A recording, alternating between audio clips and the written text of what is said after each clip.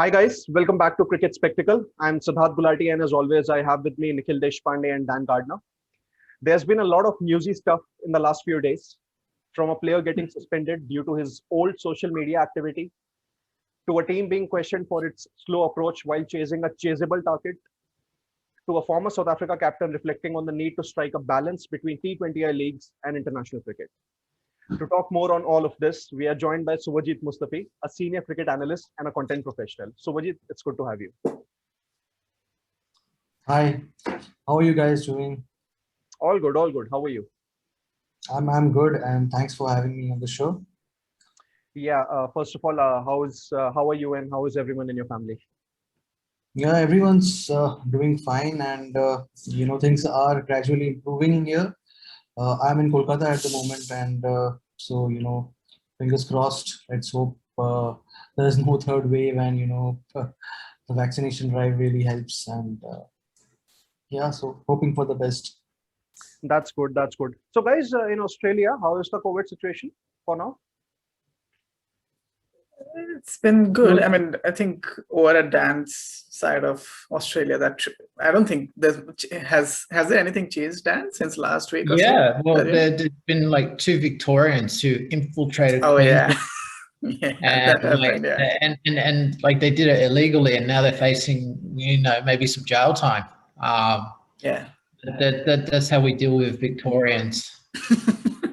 Queensland. Yeah, I mean, I think we on this side of Victoria probably had a bit more action going on. Actually, rather the opposite. We had the lockdown for a couple of weeks now. So, but I think the lockdown is going to be lifted in 4 hours time. So hopefully, let's get back to normal. And yeah, I mean, compared to India, it's nothing. But yeah, I mean, it is what it is. So we have to carry on with whatever we do, and in this case we have Suvajit here, so let's keep it positive for now, and let's not make him think that we only talk about the negative things.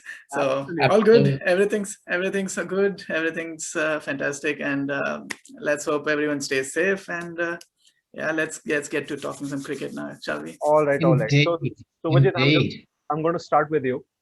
So yeah, there have been numerous opinions on Ollie Robinson's indefinite suspension. I'm sure that all three of you would have gone through, most of them on Twitter or on any other, news agencies. So some experts, analysts, commentators believe that the England and Wales Cricket Board have done the right thing, while some feel it's been a harsh and an over-the-top call. So what do you make of this situation? And do you think the ECB is actually trying to set an example with respect to this situation, where the rabbit hole actually goes deep? Yeah, I think so, because I mean, when this news actually came, I was pretty much confused, what to make out of the situation, because at one end, the comments that he had made, even as an 18-year-old, were completely unacceptable. But then, it's been like 8 to 9 years, and so I did not know how to react on the suspension, because this can actually break a cricketer. But then ECB, with all this, all the stance that they have taken on the BLM thing that we saw last year, and the unity show that they had before the first test. So yeah, obviously they had to make an example. But I think I actually agree with what Joe Root said at the end of the match. He showed his full support to Ollie Robinson, and he said that the entire English team stands with him. But at the same time, though those comments were made 9 years back, but why those comments were made in the first place is an issue that needs to be addressed, and that is what they want to change culturally. And over the years, we have seen a lot of cricketers have actually come out, and they have spoken about these issues. Like, I think Michael Carberry last year, he also had something to say. Then the umpire, John Holder, he had things to say. And again, like we have seen it across sports, actually. Even in football, we've also seen certain not acceptable instances happening in other walks of life as well. So I think, yeah, in a now that we have now all these other tweets that have resurfaced with Butler and Morgan mocking the James Anderson. Indian, James Anderson. I mean, there's a very thin line, but then again, as public, as sports celebrities, how you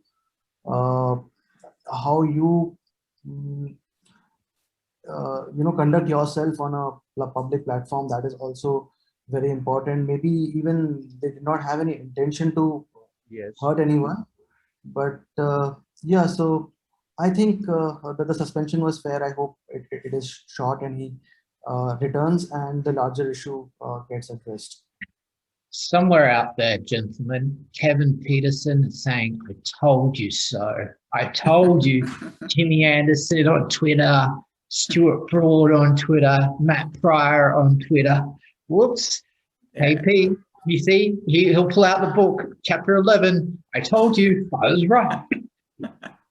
Yeah, he probably has all the list of all the incidents in his head now. He could probably get a couple of brownie points as well if he revealed some more. But yeah, I think what Suvajit said was pretty much on point as well. Like, because see, the thing is, like, there are two aspects to it, right? Like, one is that it's wrong, and that's undisputable. Like, that you can't dispute that. But there's another aspect of it was done 9 years ago. Should we just look past it and all those things? But the thing is, you do that, and then you set a precedence, right? Like, you are letting someone go for doing something wrong. I understand it's 9 years ago and all that, but in a time when literally the world has seen probably the biggest movement in terms of, like, the Black Lives Matter thing, and the cricket board itself has been pretty strong in its standing regarding that, and the world is moving towards a more acceptable world and all those things. So you can't actually let these things go. Probably suspending him is the right call, but personally, I would have done rather, or I would have preferred to see, would have been to make him talk about why it was wrong and that it will not be repeated. Like, see, the thing is, now he's suspended, he'll just go away. He'll probably not do it again. At least publicly, he would not do it again. But the fact remains that someone's going to be out there who's doing the same thing, and they're not understanding why it's wrong. It's a matter of educating someone, right? So you get him as an example. Okay, you're suspending him, but get him to talk and let people know why it is wrong. Like, that's one of the things which I think was really well done during the whole Steve Smith, Warner, and Sandpaper Gate saga. Yeah, Sandpaper Gate as well. The players addressed their mistake publicly, and it was a very clear stance as to, see, this is what happened. We did this. We were wrong, and we are sorry for it. Now, in this case, there's none of that.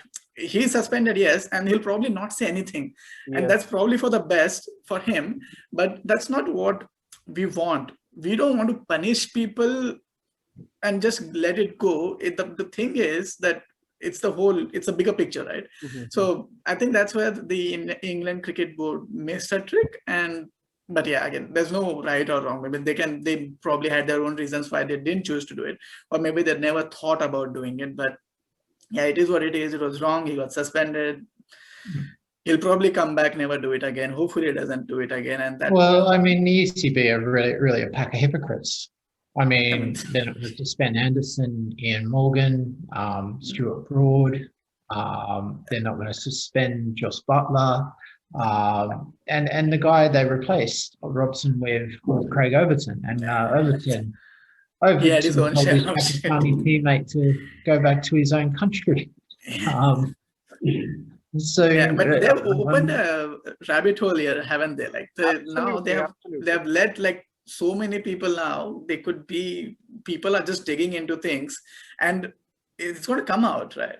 There's no way. Once you put it on the internet, unless you delete it, and even if you delete it at times with the screenshots nowadays, it's going to show up. So now it is what it is. Now they have to face the music if something comes up. Now they can't be biased towards one guy just because he's a newcomer, Yes, and maybe just let go of like Stuart Broad or someone if something comes up. So just yeah, wait for the Ashes, boys. You watch England cry us a river faster than Justin Timberlake. Oh, Steve said this to me and put it on Twitter. that's the best case scenario. My first reaction to the situation was that yes, because when those tweets resurfaced, I think it was more or less clear that ECB is going to suspend him. Yes, currently the suspension is indefinite, and but yeah, hopefully if things let's say go well, and there is some kind of let's say proper education provided to him as to how he has to conduct himself in future. There's a good chance that the guy might return for the India series and probably for the Ashes. So yes, at the very same time, I completely agree with both. Suvajit and Nikhil here that yes, suspension is pretty much valid. It is the right thing that the ECB have done, but I think it shouldn't go on for long. It shouldn't be a big suspension. Rather than it's like just give him a short, let's say crash course of some kind of an education, and then he returns and maybe he. But maybe I think ECB can use him to set an example in this in these kind of situations that yes there was a guy, we suspended him, he came back, he's an improved person. So yeah, it's like it's something like that, everybody commits a mistake, but there's always a chance for you to improve yourself. That's sure. I mean, we forgave Tendulkar for ball tampering, we forgave Dravid for ball tampering, we forgave Harbhajan Singh. Sorry, he didn't get suspended. I mean, let's not go there. Okay, let's not go to the monkey. Let's not name names. If I start to speak, then I'm sure you're not going to like it. Well, I mean, Ollie Robinson got suspended longer than Tendulkar, mate. Yeah, Suvajit, you were saying something. Yeah, please. I was saying that, yeah, I agree with what you say, and I believe that this education bit that we keep talking about, that has to be implemented at various age groups across boards, across nations, so that these kids know what is acceptable and what is not, because a lot of times things are seen in different contexts, like what probably the kind of history that England and West Indies have, or England and India have,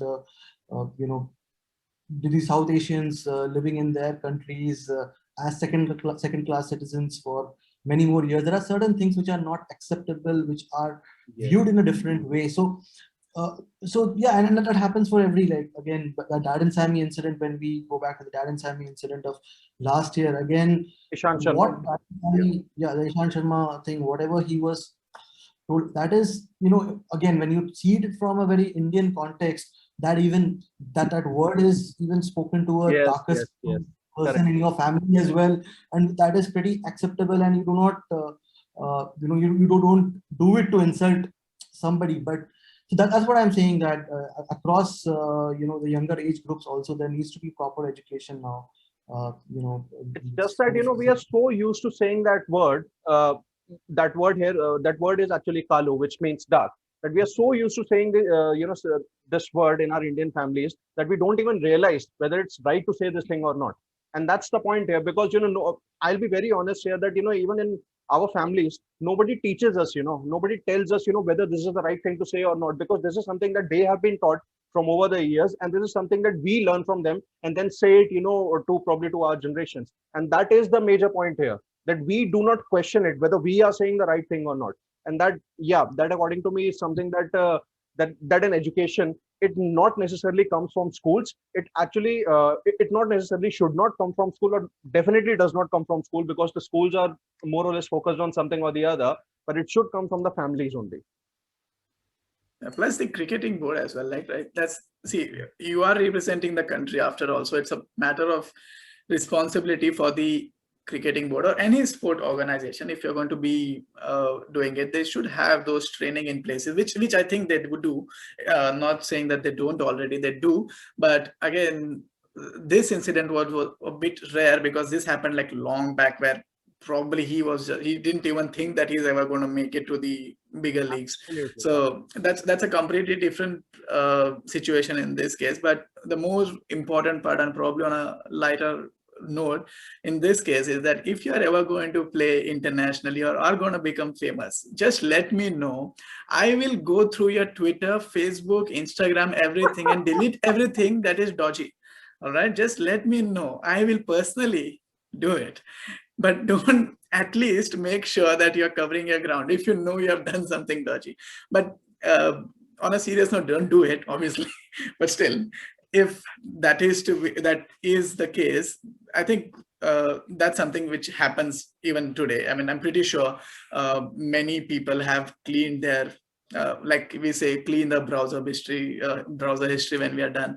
Then that's the kind of thing, right? So it's going to be thing which is going to happen in the future and is already happening. But a very freak incident, let's call it what it is. It's a very freakish incident, nothing to be proud of for the player or anyone associated with it. But yeah, I hope that this sets like a good example for everyone to get rid of it. Clean your social profile, don't post shit, don't be stupid.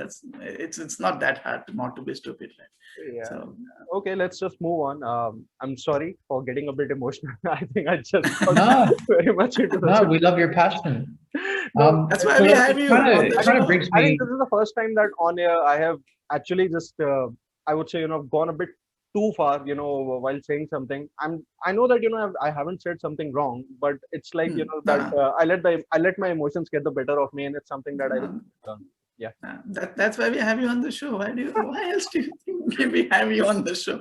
This is the kind of things that we need anyway. Yeah, let's move. So that sort of leads us to our next topic. England and New Zealand in the second test. They're toss of the coin, and then in the next 40 minutes at Edgbaston, and no spinner for England. Before we go there, I mean, how many of you three think that England should have chased the last test rather than just going for a draw? Okay, so I have an opinion here. Let's just start with me only here. See, personally, I think that England did a good job by showing resilience against a quality New Zealand side. Considering that England were missing some of their big players like Ben Stokes, Butler, Sam Curran. So Joe Root, I would say Joe Root and company actually did the right thing by just playing for the draw here, because it's the first test of the summer, and you really wouldn't want to be in a situation where you are actually, let's say 70 odd for 5 down while chasing a target of 270. Yes, New Zealand were very right in making that sporting declaration, but having said that, I think England were actually missing the services of some of their best players. So I think they did the right thing here to just go for a draw. What do you think, Suvajit? Whenever you mention the phrase that England missed some of their best players, it reminded me of Brisbane 2021. Oh, now I'm getting emotional. Oh, I don't know if I can go on this conversation. Oh man. Oh. Everyone is not a punt, but then that is the best possible result that England could have got out of the match. Playing for a draw. But then again, we have been spoiled by the likes of Pant, the likes of Kyle Myers, what we saw in Bangladesh, and for fans, like if you think that the fans are the biggest stakeholders right now, there is no World Test Championship points to take from this particular game. England could have tried to play a different brand of cricket, and I believe that had they lost, there wouldn't have been much of criticism, because they would have gone for the win. So the expectation from the fans have now changed how this cricket has been played over the past few years. But yeah, traditionally talking, and the way we have seen England go about Test cricket, that is the best possible result. I mean, I agree with Root again over there, but personally, as a fan, I would have liked them to chase, especially after that declaration from Williamson. And this is why England will never be the #1 Test side in the world, my friends. Because that is like, I mean, I know, like, we know historically Dan is not a England fan, but I completely agree with Dan on this, because let's say, do you think Virat Kohli would have chased it or wanted his team to chase it? Absolutely. Yes or no? Absolutely. Yeah. Would you think any of the Australian Australian team? Exactly. And any of the Australian side from the 2000s, would they have gone for it or not? They would have definitely gone for the it. Australian side from 2021 would have gone for it. Yeah, exactly. Like that's what what champion teams do, right? Like they are not. You don't go with the approach of okay, let's not lose. You go with that, right? Like you are losing the match even if you're drawing it psychologically. Like New Zealand are gonna go back and they're gonna be like, we made them do that. Like it's not. I mean, I understand the aspect of draw and losing, and there's a huge difference between that, but it's also about sending that message throughout the team that okay, we are going to do this is a brand of cricket we want to play. Now let's say they had shut shop maybe when they were 3 or 4 down, that's fine. They went with the approach of a draw. You're going to get a draw. But the exact opposite was seen by New Zealand, right? They didn't have to declare. They declared. They knew what they were wanting. That's the kind of cricket which champion teams play. They know they can win, and regardless of people losing players or not, like Suvajit mentioned, India also had what was it, like 11 injuries or something, right? So there's no excuse for that. Like you're playing at home, you cannot be going for a draw. It just sends a wrong message, and I'm disappointed as a cricketing fan. I would be disappointed if I was an English cricket fan. I'd be disappointed if I was a Black Caps fan. If one got my opening batsman scores 200 and my side gets less than 400, I'd be asking questions. That as well. Like if you score a double century on debut and your team gets less than 400. Yeah, he was let down pretty bad, wasn't he? Yeah. Yeah. And I think one more injury at Gaba, Suvajit, and Karthik Tyagi would have made his debut. Yeah. I mean, talking of injuries, BJ Watling has been ruled out. Okay. Yeah. So is it a serious injury? Is he going to miss the important game though? This is just a small practice game for them anyway. England is not that big. And that could very well be that's going to be his last test, the WTC final. Yeah. Interesting. Okay. So Dan, I'm going to just come to you for one thing that now that this second test is about to start between England and New Zealand. So what do you think that, one thing that both teams would be aiming to achieve from this test? Well, England will be aiming not to lose. Jimmy Anderson will be aiming not to get under 100 runs per innings with his bowling. Did you know it's an England team rule that if Anderson has none for 80, he can no longer bowl. He's not allowed to get over 100 runs. He's told Joe Root, Alistair Cook, it goes back to the time of Andrew Strauss. So that's the thing. It's a team rule. You work as a team and do it Jimmy's way. Is it a rule implied by Jimmy or applied by the captain? No, it's Jimmy's rule. He throws the ball back. He'll say, look, sorry, skipper, I can't bowl. My figures are 21 overs, 1 for 95. That's a good rule. I should have applied that when I was playing cricket. This is something I just went there and got hit. This is something that I'm going to ask Dan at the end of this year, when Jimmy ends with the figures of 5 for 80, maybe in the first or second Ashes test.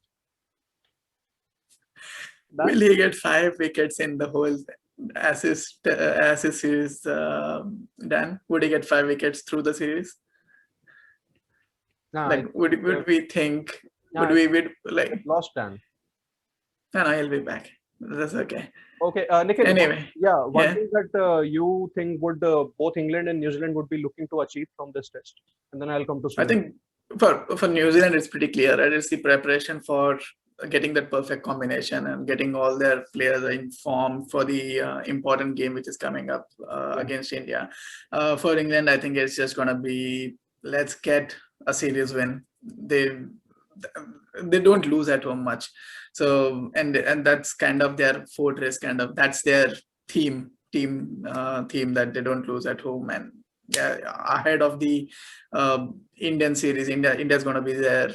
I think when are India going to be there? Whenever they are going to be there. That's a good prep for Indian team and for the Indian series as well. So they'll probably just be looking to get a win. I don't think there's much to get from a longer term perspective, but short term perspective, just a good series win and no injuries. That's all.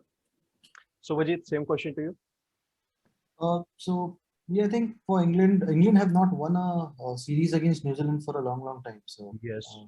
last 2 times that they traveled in New Zealand, they lost the series. In 2015, again, it was a drawn series back in 1-1. England. Yeah. So with the they are playing a lot of French players, so they would probably want not to lose a match, lose a test here. And personally, there are like a lot of personal milestones for James Anderson. He will be the most capped English player. He'll go past Alistair Cook, and he's also eyeing that 1,000 first-class wickets in this match. He's 6 short of 1,000 first-class wickets. So these are some milestones probably he will be looking at. And for New Zealand, I think it'll be like more of what Nikhil said, that preparing for the World Test Championship. Again, they have now lost Watling. Williamson is not playing. I'm not sure if Saudi and Wagner will play this test. I have to check the 11. So Yeah. more of a preparation, giving the other players, seeing where the squad stands. Yeah. I think, yeah, absolutely. From England's perspective, I think it's very important that they do not lose this test, because the India series, which is going to be their next test assignment, it's I think it's actually going to start in August, and you would want to carry that confidence and momentum into that series. And at the very same time, I think for New Zealand, even if they rotate players, in this test, it's not going to matter much, because you want your best players to be fit and rested for the all important WTC final. And I think for New Zealand, I think it is just about doing, I think, what they have been doing from the last few years. It's just, fighting. And even if, let's say, they lose this second test, it might not matter that much, because WTC final is actually a different ball game altogether. It's going to be something that whatever you do on that day in that particular session during that particular over, as far as, all players are concerned, I think that's just going to be the most important thing for both the sides, I would say, both India and New Zealand. So, Dan, yeah, before I think your network just got a bit stuck. So, I was asking you that one thing that New Zealand would be looking to achieve from this test. Your thoughts? Well, New Zealand for the Black Caps, you want to take them seriously. Yeah. They want to be taken seriously. They haven't won a test series abroad in a very long time. They have a terrific home record, and they've only fallen into the World Test Championship by default. Yeah. They've fallen into it. Let's be honest, they've fallen into it because series have been cancelled around the world. If everyone had their full complement of test series, we wouldn't be seeing India versus New Zealand in England right now for the World Test Championship. It wouldn't be happening.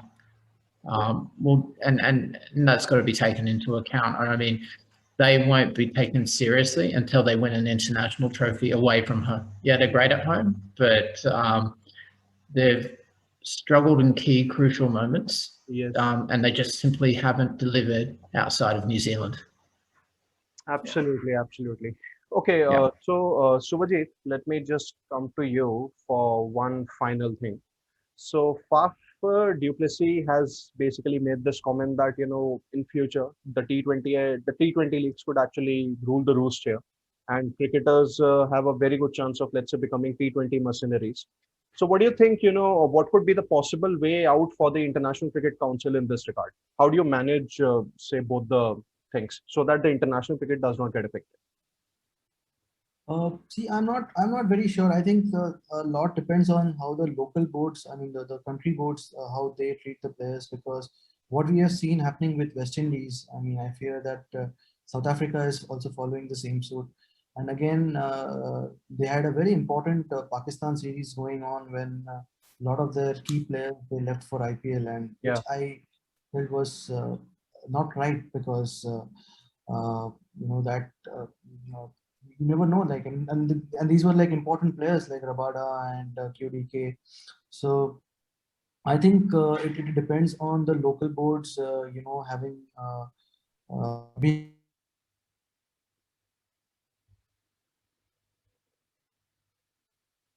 you need to play, or this is I mean, as an international cricketer, you need to prioritize your international fixtures. But that is something that you can still do now. But what happens when cricketers start getting start ignoring that and they say that it's completely fine that we don't play for the country anymore. Yes.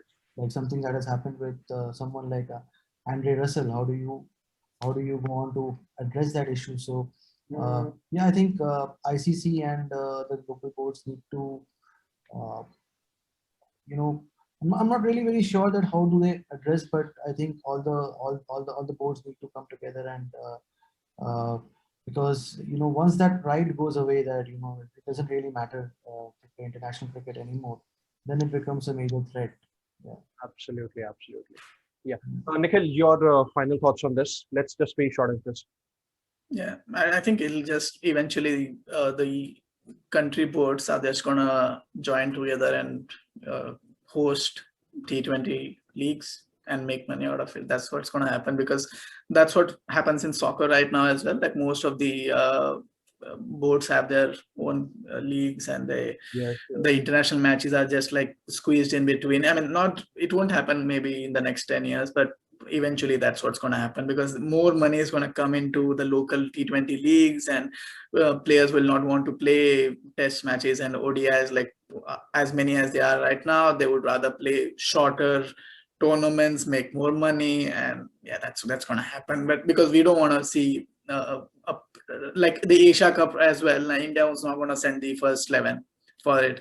So if you're not going to put out your best 11, then are you even going to take it seriously? That's the question. So I think eventually that's what's going to happen, but let's hope it doesn't happen soon enough, or at least they find some sense of balance and give them windows, maybe like IPL has a window and no international happens that time. Then there are only like a 6-month stretch of international cricket and something like that. That could be the only option I can think of. Yeah. All right. Dan, your final take? Well, it'll be interesting to see what happens. I mean, currently there are a lot of T20 cricketers actually not jumping onto international tours because they have pandemic or bubble fatigue. So we're going to be having to see a lot of changes, a lot of larger extended squads. And it could be the potential for some players who normally don't get international experience to jump in the door somewhere, I believe. Yeah. All right. Okay, guys. I think, that's about it. So thank you, Suvajit. Thank you for joining us. It was actually a pleasure having you and knowing your opinions and thoughts about different topics. And do subscribe, to our channel, to Cricket Spectacle, for more such episodes on cricket. And until then, it's on the behalf of Nikhil, Suvajit, and Dan, it's Sidharth saying goodbye. Wait, are we not going to say good thanks? Sorry to Shikhar Dhawan though. Oh, of course. Before we forget, Sid, how can you forget? Look, apologies, everyone. Apologies to Shikhar Dhawan. Unfortunately, we've run out of time and we can't have Shikhar on the show. We'll be sure to try again next week. Next week, yeah. We'll have Shikhar Dhawan next week. That should be fun. If our schedule permits. Yeah, of course. All right, guys. See you next week. All right. See you next week, guys.